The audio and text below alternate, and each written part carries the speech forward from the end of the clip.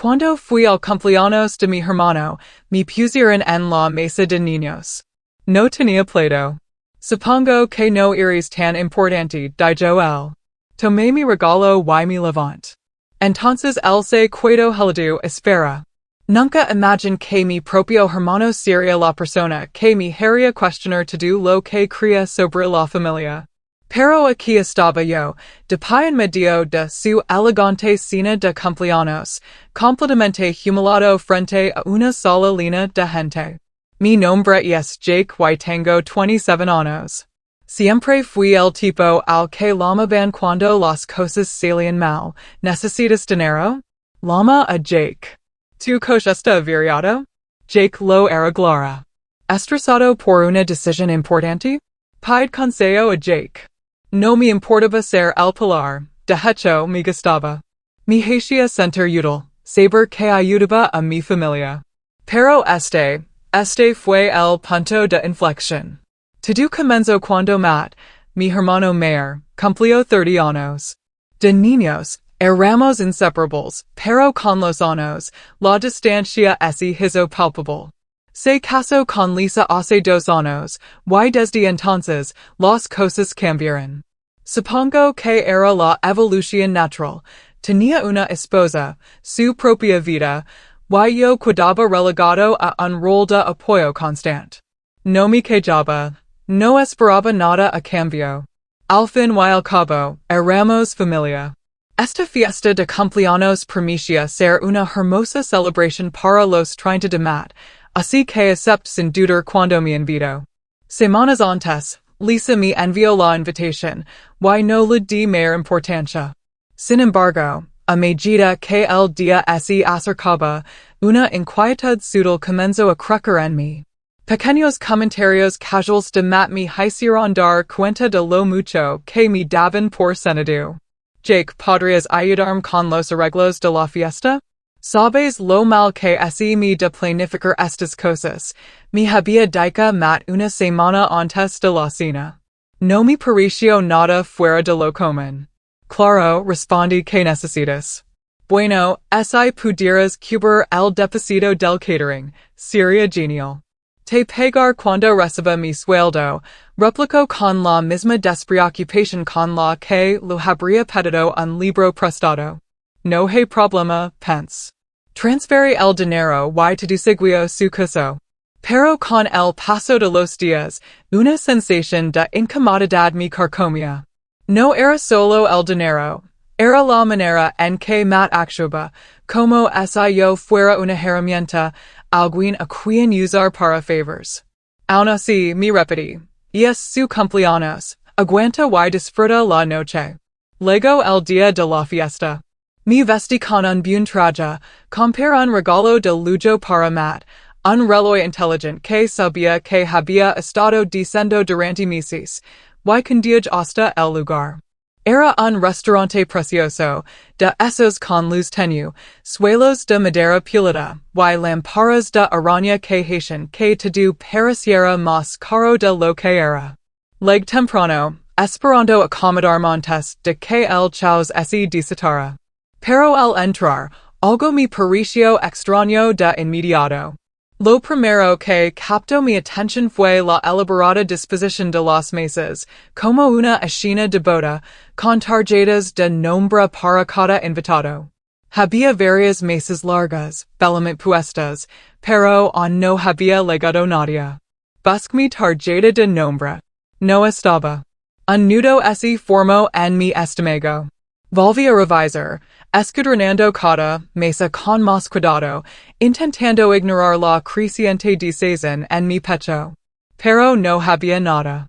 El pánico comenzó a invadirme, aunque me esforcé por mantener la compostura. Quizás era un error, quizás aún no la habían puesto. Así que me quedé junto a la barra, esperando, diciendo que alguien apreciara y lo explicara. La sala se fue llenando lentamente con invitados, amigos de Matt y Lisa, parientes lejanos y algunos de sus compañeros de trabajo. Nadie se acercó a mí. Entonces 6 a Lisa. Estaba hablando con algunas personas cerca de la entrada, riendo, la anfitriona perfecta. Su sonrisa nunca ligaba a sus ojos, y esa sensación de malestar en mi interior se intensificó. Me acerca ella, intentando mantener la voz tranquila. Hola, Lisa, ¿hay algún error con los asientos? Pregunt, procurando un tono casual. Se giró, su rostro se iluminó al verme. Oh, Jake, estás aquí, que bien, dijo con un entusiasmo un tanto exagerado. Sí, los asientos están un poco apretados, tuvimos que hacer algunos ajustes. Sonre, aunque mis entrañas empezaban a revolverse. Sí, pero no vio una tarjeta con mi nombre. Su expresión cambió por un instante, un simple parpadeo, pero lo suficiente para que lo notara. Dudo antes de hablar. Bueno, estábamos tratando de priorizar a la familia más cercana, y a los invitados importantes, sabes, dijo, su voz adoptando ese tono dulzón que empezaba a detestar. Hicimos algunos cambios de última hora, pero no te preocupes, seguro que te encontramos un asiento. Asentí, intentando mantener la calma. No había monta una escena todavía. Pero al girarme para mirar a mi alrededor, mis ojos captaron algo inesperado. Ali, al frente de la sala, estaba Matt, sentado con Lisa y algunos de sus amigos, riendo y disfrutando. Estaba con todos los invitados importantes, todos ellos con trajes y vestidos elegantes, completamente ajeno a la incomodidad que empezaba a burbullir dentro de mí. Sentí un pinchazo en el pecho. Yo era familia, porque no estaba sentado con ellos. Me volví hacia Lisa, sintiendo que la ira me invadía. Lisa, ¿a qué te refieres con invitados importantes? Soy su hermano, no debería estar sentado con la familia. Ella parpadeó, claramente sorprendida por mi franqueza. Oh, bueno, dijo, su voz desvaneciéndose, tuvimos que tomar algunas decisiones, ya sabes cómo van estas cosas. Tuvimos que buscar un equilibrio. Sentí que mis manos empezaban a temblar. Un equilibrio, repetí, mi voz cargada de frustración. Así que no pudiste encontrar un lugar para mí en la mesa principal, pero tienes espacio para todos los compañeros de trabajo de Matt y sus acompañantes. La sonrisa de Lisa flaqueó, pero se recuperó rápidamente. Jake, por favor, no te lo tomes personal, y es solo la disposición de los asientos. Sigo siendo parte de la noche. No puedo más. Esto es ridículo, speed, mi voz más alta ahora. Algunas cabezas se giraron en mi dirección. He hecho de por ustedes dos. Le presté dinero a Matt cuando lo necesitaba, fui confirmante de su hipoteca. He hecho de lo posible para ayudarlos, y así me lo pagan. Los ojos de Lisa se abrieron de par en par. Jake, calmate, no es para tanto. Respire hondo, intentando controlar mi ira, pero las palabras ya habían escapado y no podía retractarme. Sí, tienes razón, no es para tanto. Igual que yo no soy para tanto, ¿verdad? Fue entonces cuando Matt intervino, su voz tenida de fastidio. Jake, deja de montar una escena, dijo con tono frío. Estás siendo dramático, siente y disfruta de la fiesta. Esto me enfureció. ¿Dramático? Yo soy el dramático, repetí, acercándome a la mesa, ahora a la vista de todos. ¿Sabes lo que es dramático, Matt? Tratar a tu propio hermano como un estorbo, como si fuera un caso de caridad al que puedes llamar cuando necesitas ayuda, pero ni siquiera puedes hacerme un hueco en la cena de tu cumpleaños. La sala quedó en silencio. Todos observaban. Matt y Lisa se miraron, sus rostros adquiriendo un tono de rojo que nunca había visto. Y fue entonces cuando supe que no me iría hasta conseguir lo que merecía. La tensión en la sala se hizo densa como la niebla, y sentí cada par de ojos sobre mí. Ya no solo estaba enfadado, estaba herido, y no había vuelta atrás. Mat esse reclino en su silla, mirandom como esi acabra de arruinar toda la noche. Lisa Paricia más incomoda que nunca, moviendos en su asiento, sus ojos yendo de mi mat como esi intentara decidir de que lado ponerse. Pero mat no cedía. En cambio, ese cruzo de brazos sobre el pecho, intentando adoptar esa pose de autoridad, como esi tuviera todo bajo control. Sentí que mis manos se apretaban en puños a mis costados. Había pasado años apoyándolo, ayudándolo, aguantando su pereza, y sin embargo, aquí estaba yo, solo en una sola línea de gente que apenas conocía, excluido de la misma familia a la que siempre había intentado ayudar. ¿Sabes qué? Dije, las palabras saliendo entre dientes. He hecho más por ti que nadie. He sido tu apoyo cuando lo necesitabas, y ahora, para este cumpleaños, en ni siquiera te molestas en tratarme como familia. En ni siquiera soy lo suficientemente cercano como para tener un asiento en la mesa. El sarcasmo en mi voz era mordaz. Había terminado de ser amable. El rostro de Lisa se sonrojó de vergüenza, pero fue Matt quien habló a continuación, su voz baja y cortante. Jake, te estás comportando como un niño, ¿siente quieres? Esto es ridículo. No parpadee. No me voy a sentar, no hasta que obtenga el respeto que merezco. Me estás tratando como si ni siquiera fuera parte de esta familia, y estoy harto de eso. Toda la sala estaba ahora en silencio, las risas y el tintineo de las copas reemplazados por una quietud pesada y sofocante. La gente susurraba entre sí, mirándose nerviosamente, sin saber cómo reaccionar. Pudiera algunos intentando evitar el contacto visual, claramente incómodos con la escena que estaba causando. No me importaba. No lo hacía por ellos, lo hacía por mí. El rostro de Matt se contrajo de frustración. Mira, lo entiendo, Vale. Estás molesto, pero te estás haciendo un espectáculo. Me estás avergonzando. Sentí que mi pulso se aceleraba y respirar hondo para serenarme.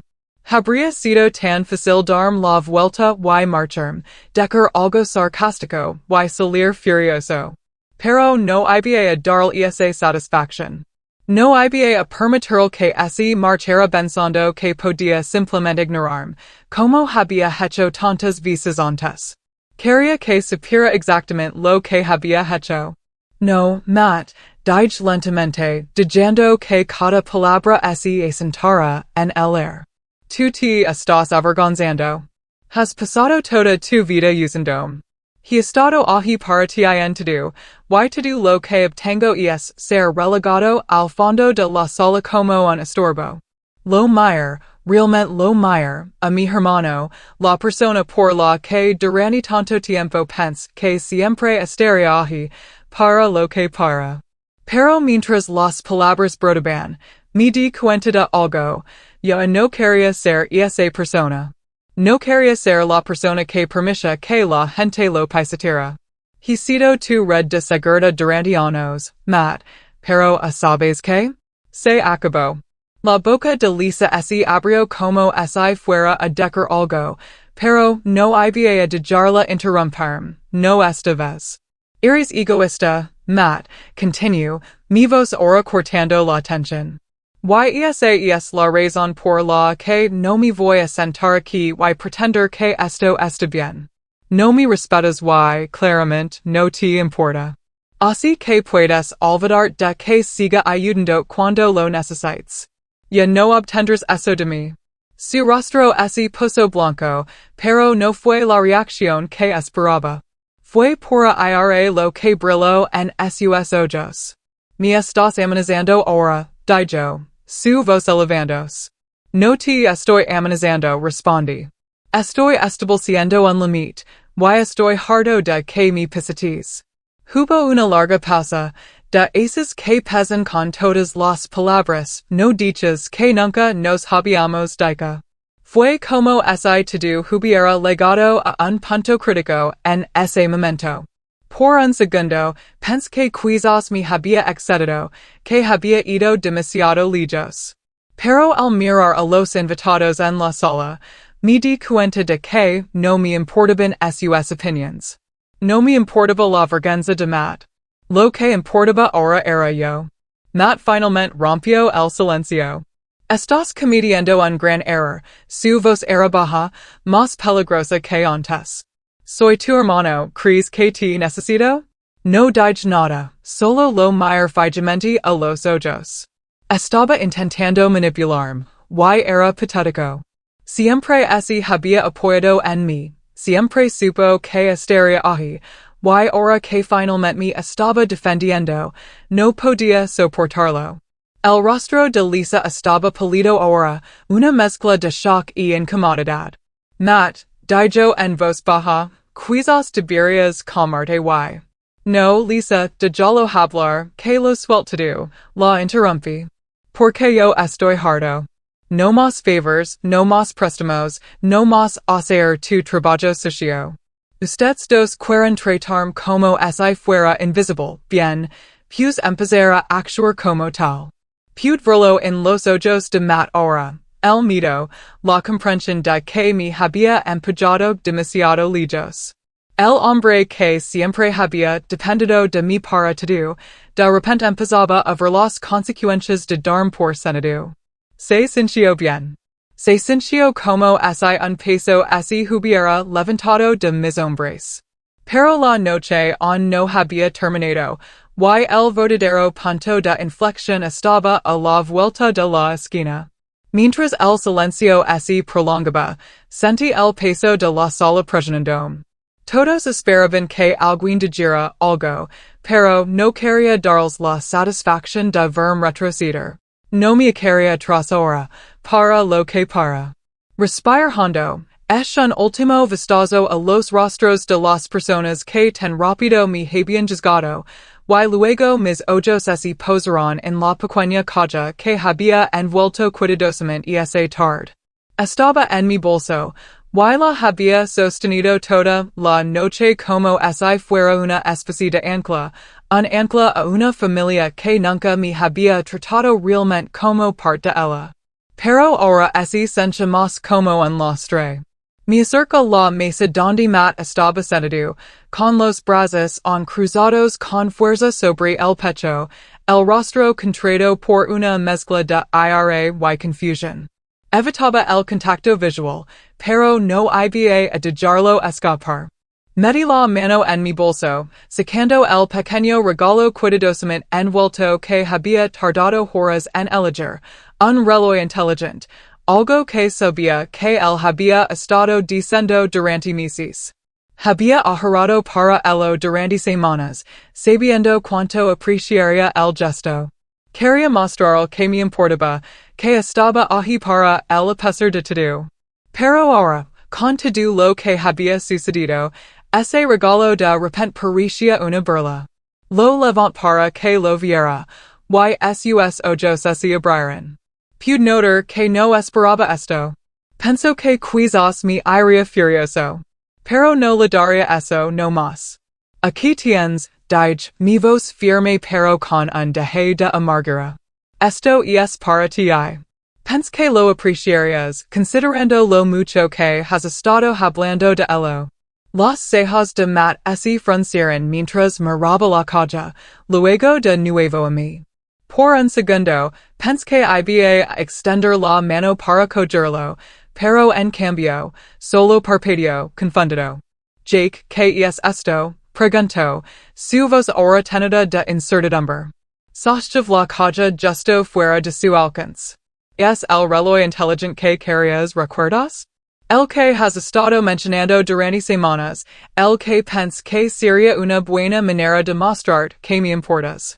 Pude ver el cambio en su expresión, la confusión comenzó a convertirse en comprensión, luego en algo más, miedo. Un miedo genuino que nunca lo había visto antes. Quizás era la primera vez en nuestras vidas que no estaba seguro de poder salirse con la suya al paisatarme. No te vas a ir con él, ¿verdad? Preguntó Matt, Su vos temblaba ligeramente, como si no estuviera seguro de si bromeaba o no. Negu con la cabeza lentamente, y pude sentir una cruel satisfacción burbujeando dentro de mí. Oh, sí, de hecho, me lo levo conmigo. Esto, dije, golpeando ligeramente la caja, era para un hermano con el que pensé que podía contar, para alguien que valoraba nuestra relación. Pero ahora me lo levo de vuelta porque me doy cuenta de que he sido un idiota al creer que este regalo significaba algo para ti. He sido un idiota al creer que me valorabas. Hubo una pasada pausa, y pude ver el shock y la frustración en su rostro, pero sinceramente, no me importaba. Di un paso atrás, apretando la caja contra mi pecho, y pude sentir cada mirada en la sala siguiendo. El silencio se había convertido en murmullos. No solo me había con el regalo, estaba haciendo una declaración. No había a permitir que Matt pensara que podía tratarme como si fuera desechable. Me di la vuelta y me dirigí hacia la puerta, mi corazón latiendo con fuerza en mi pecho. Detrás de mí, escuché la voz de Matt elevarse, desesperada, aunque tenida de ira. Jake, no hagas esto. No me detuve. Al pasar por el vestibulo, pude oírlo llamando mi nombre de nuevo, pero ya era demasiado tarde. Los años de resentimiento, de cuidarlo, de cargarlo, todo ese derrumbo en ese momento, y no había a permitirlo que ese saliera con la sua nunca más. Salí al aire fresco de la noche, apretando la pequeña caja como si fuera un escudo. El regalo que una vez había sido un símbolo de mi lealtad hacia él, ahora se sentía como el peso de todo lo que había cargado durante demasiado tiempo. Había terminado. Terminado de intentar demostrar mi valía, terminado de ser el que siempre venía al rescate, terminado de dejar que mi tratara como si no importara. Pero mientras estaba allí, la fresca brisa nocturna acariciando mi rostro, sentí una extraña sensación de calma, una claridad que no había sentido en años. Quizás había perdido un hermano esa noche, pero estaba ganando algo mucho más valioso, mi paz. Y se sintió bien. Han pasado algunas semanas desde la fiesta y todavía no he tenido noticias de Matt. No me sorprende, ni siquiera se ha molestado en disculparse por lo sucedido. De hecho, no se ha puesto en contacto en absoluto. Al principio, me sentí un poco culpable. Mi cuestión, preguntándome si quizás había ido demasiado lejos, si quitar el regalo fue un paso demasiado duro. Pero luego recordé todo lo que levo a esa noche, la constante sensación de ser dado por sentido, la forma en que siempre esperaba que estuviera allí para él, pero nunca lo devolvió el favor, y como, al final. Ni siquiera se me consideró lo suficientemente importante como para sentarme con los adultos en el cumpleaños de mi propio hermano. No había tenido la oportunidad de sentarme y pensar en todo correctamente hasta hace poco. Es curioso, ¿sabes? ¿Cómo puedes cargar con todo este peso durante años, aferrando a él porque crees que la familia debe ser lo primero, y luego, un día, simplemente haces clic? Eso es lo que me pasó esa noche. Ese fue el momento en que me di cuenta de que quizás la familia no siempre dicta como deben ser las cosas. Yo también decido cómo son mis relaciones. Matt no se ha puesto en contacto, pero tampoco lo ha hecho nadie más de la familia. Es como si todos se hubieran puesto de su lado. Hay una especie de entendimiento tácito de que yo fui el que se equivocó.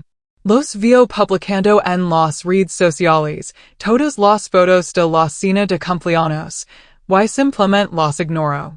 He aprendido por las malas que la familia puede ser tóxica, como cualquier otra persona, y que el hecho de que seamos parientes no significa que les deba mi tiempo o lealtad cuando no me traten con respeto. No sé si mat es siquiera consciente de lo mucho que ese equivoco.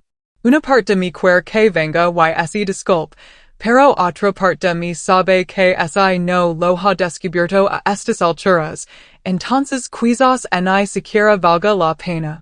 Quizás he pasado tantos años tratando de ser la persona más madura que me olvidé de valorarme a mí mismo en el preciso. Desde entonces, me ha ido mejor.